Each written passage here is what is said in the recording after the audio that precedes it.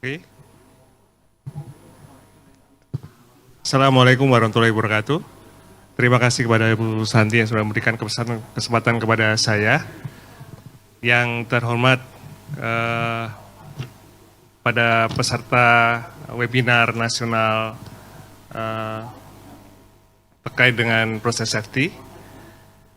Izin menyampaikan bahwa hari ini saya akan mencoba untuk menyampaikan terkait dengan pencapaian kami, perusahaan kami di PSM Excellent, lebih focusingnya di strengthen operational discipline.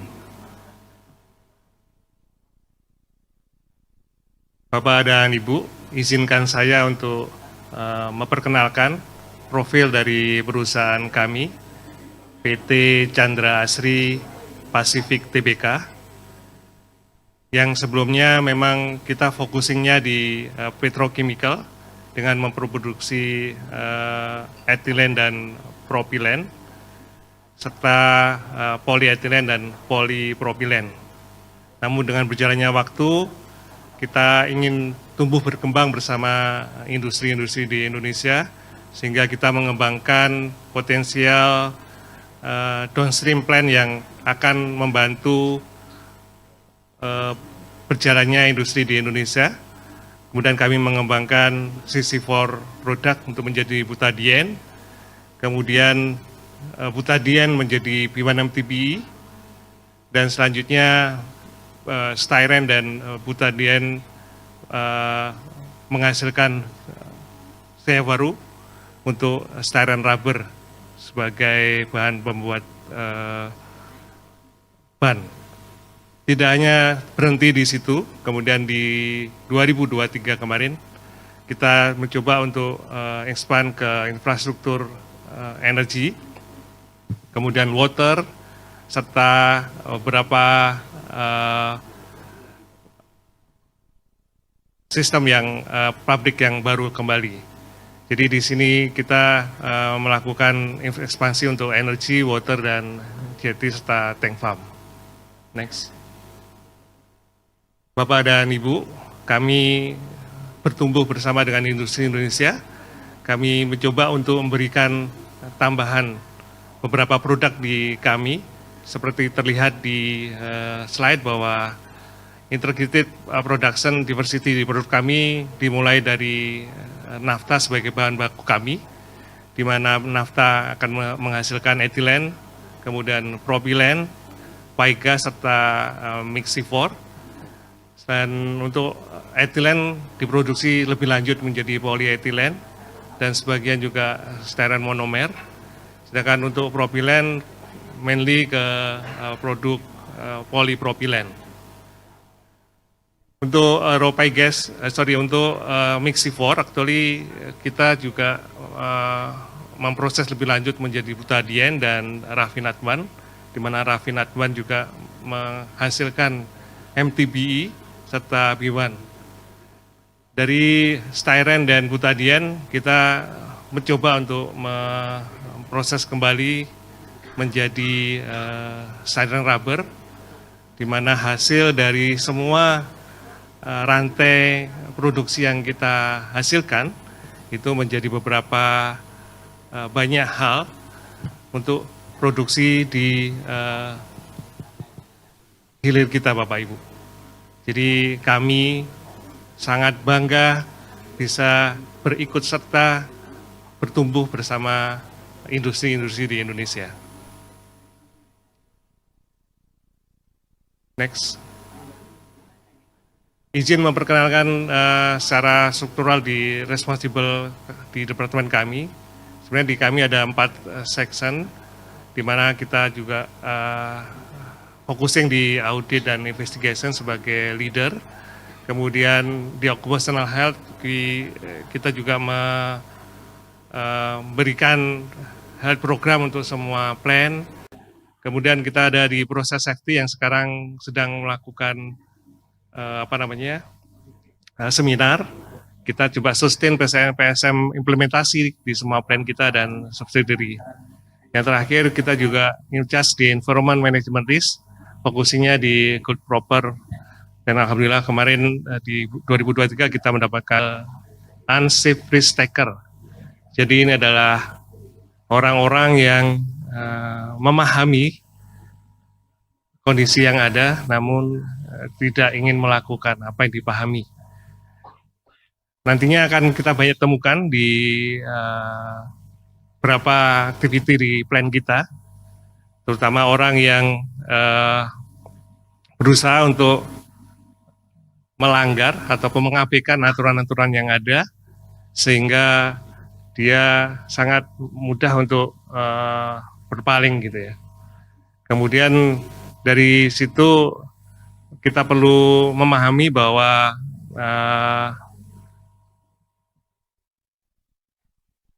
untuk unsafe behavior ini menyebabkan beberapa case yang sebenarnya tidak murah, mahal, dan kita harus klarifikasi.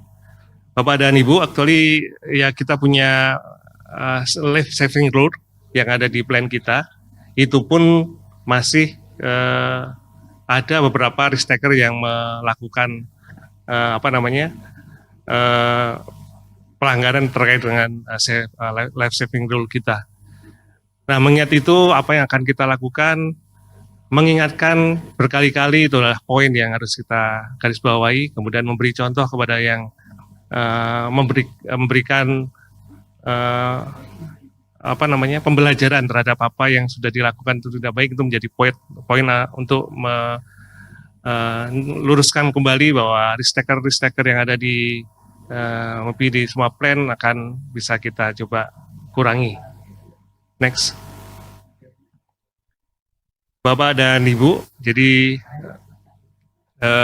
di Chandra Asri sekarang kita menerapkan PSM di 14 elemen, di mana dari poin utama kita fokusnya di facility, teknologi, dan personal. Dari PSM yang kita terapkan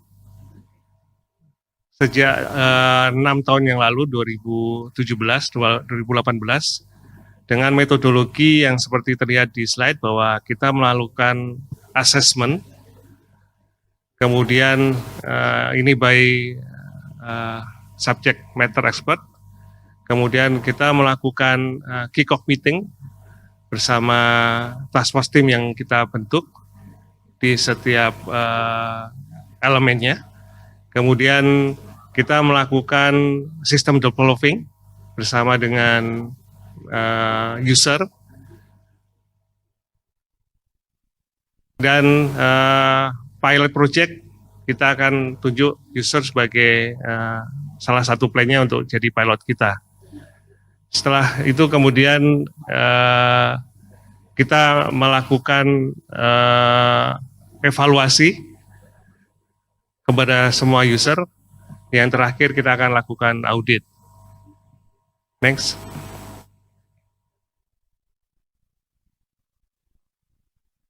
Bapak dan Ibu, seperti saya informasikan tadi bahwa di Chandra Asri kita menerapkan PSM development ini di tahun 2017 dan 2018 dengan start PSM kick-off meeting dan initial assessment dengan menggunakan cultural diagnosis by third party, sehingga kita memahami berapa level penerapan PSM di company kami. Setelah itu di 2019 kita melakukan menjalin komitmen antara leader kita melalui field leader training. Kemudian kita define BPS development. Sebenarnya BPS sudah ada, tapi kita lebih luaskan pada tahun itu. Kemudian di 2020 kita menerapkan beberapa elemen didasarkan pada keperluan di lapangan, starting dari SWP, ini Lotto elemen, kemudian kita terapkan PSI, PSE, terus PSSA dan emosi elemen. 2021 kita lanjutkan penerapannya terkait beberapa elemen di CSMS, kemudian MAQA, serta emosi. Di 2022, kita lanjutkan ke incident investigation dan operational disiplin. Dan yang terakhir di 2023 kita menerapkan PSM audit element yang menjadi akhir dari development PSM di plan kami.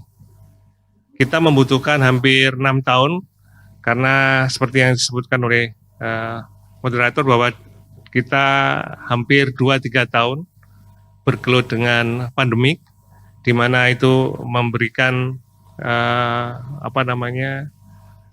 meminta kita untuk beralternatif menerapkan PSM di plan kita dengan beberapa metodologi yang sedikit kita modifikasi sehingga penerapan bisa sebagaimana yang kita harapkan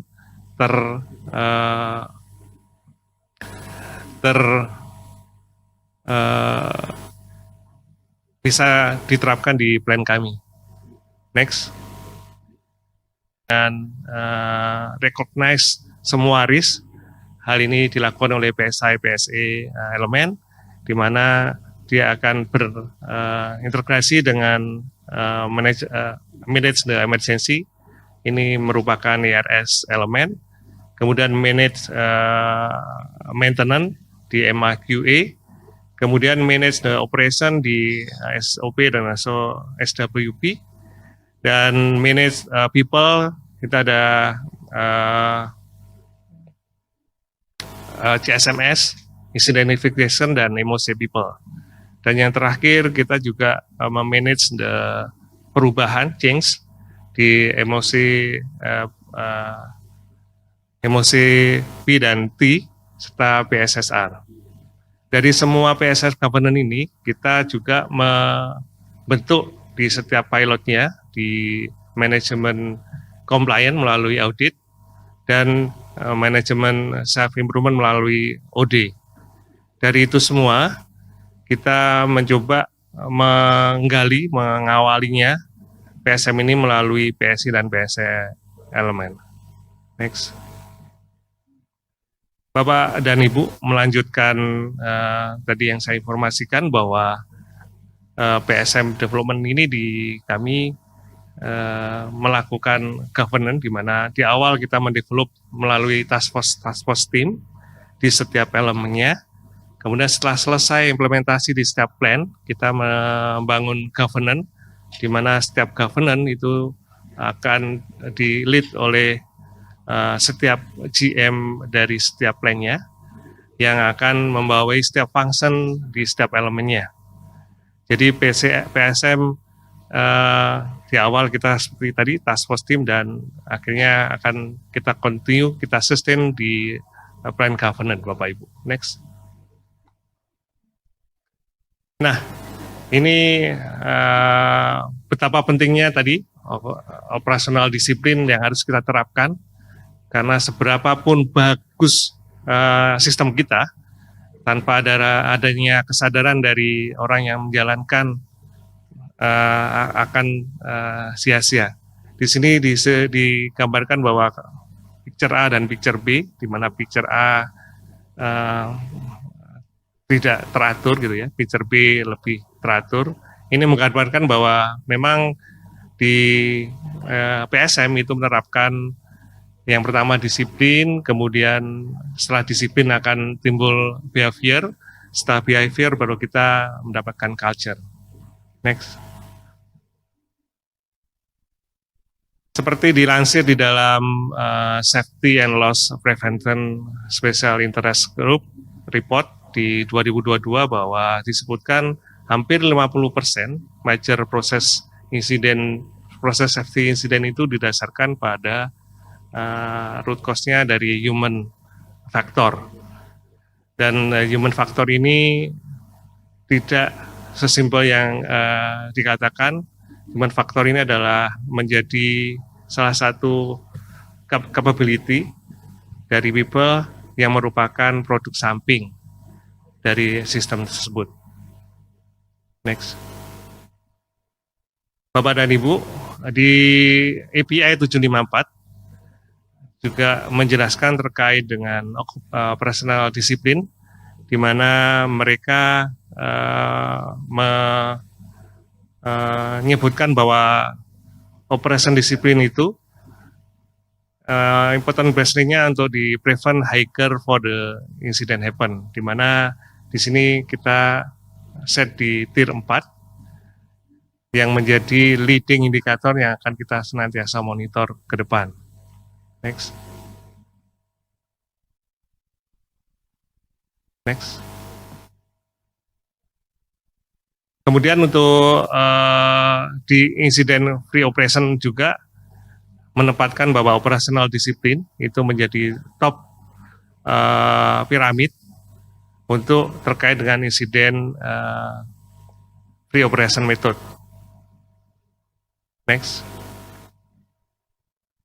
Dan ini yang sebutkan saya singgung tadi bahwa seberapa bagus manajemen standar yang kita pakai, tapi ketika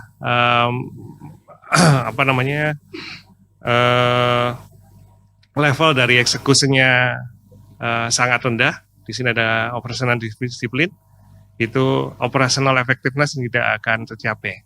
Sehingga kita perlu manajemen yang sistem yang bagus, penerapan di lapangan juga yang bagus, sehingga hasilnya akan lebih bagus. Kita akan bisa menekan risk kita. Next. Di tempat kami ada slogan untuk operational disiplin ini, everyone do it right every time. Jadi semua diminta untuk sesuai dengan apa yang ada ditulis di prosedur. Next. Bapak dan Ibu, ini adalah contoh dari karakteristik operation disiplin. Kita mempunyai 17 karakteristik yang nantinya akan kita coba pastikan penerapannya di plan kami. Next. Dan terakhir, sebenarnya kita mencoba untuk memberikan bagaimana caranya PSM yang sudah kita develop hampir 6 tahun, itu masih sustain bisa terlaksana di tempat kita. Jadi kita menerapkan, kemudian setelah itu kita akan mengevaluasi setiap 3 bulan. Dari evaluasi itu kita menemukan gap. Dari gap itu kita akan membuat program apa yang terbaik untuk di plan kami, sehingga PSM excellent bisa kita capai untuk penerapan tahun ini. Next. Saya sudah sebutkan tadi bahwa kita mendefine list hazard risk-nya, kemudian kita tentukan bersama KPI agreement, checklist dan schedule auditnya. Kita lakukan daily audit ke semua function, operation, maintenance, dan teknologi. Setelah itu kita akan menemukan gap yang harus kita close dan kita bisa memperbaikinya. Demikian yang bisa saya sampaikan, semoga bermanfaat dan memberikan ilmu baru kepada Bapak Ibu semua serta teman-teman. Saya akhiri, wassalamualaikum warahmatullahi wabarakatuh. Waalaikumsalam warahmatullahi wabarakatuh.